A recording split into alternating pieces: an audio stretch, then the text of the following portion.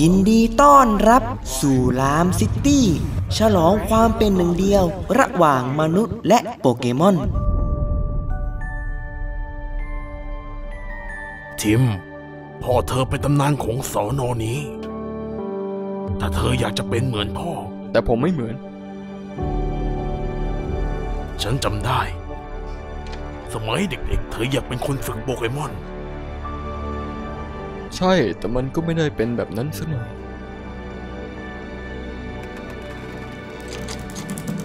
นั่นใครนายเป็นใครฉันไม่สนหรอกนะแต่ฉันยิงแน่อีกแล้วสิ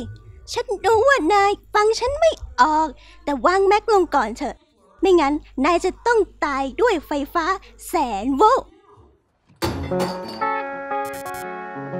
นายพูดได้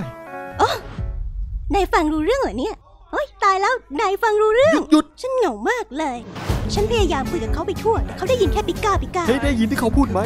ปิก้าปิก้าใช่แล้วปิก้าปิก้าปิก้าเขาน่ารักนะ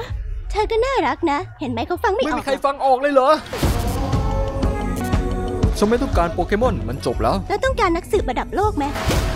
ถ้านายอยากตามหาพ่อฉันนี่แหละตัวเลือกที่ดีเราจะร่วมมือกันนายกับฉัน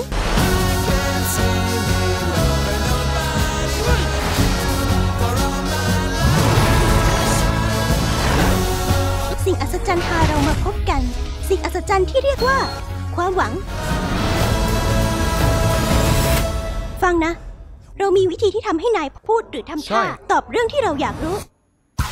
ท่อใช่โอเคกระป๋องยัด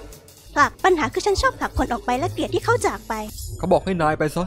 อะไรนะไปซะเหรอไม่ได้โอเคไม่เอางั้นสลับที่กันฉันตำรวจร้ายนายตำรวจดีนี่ไม่เหมือนที่ฉันคิดไว้เลย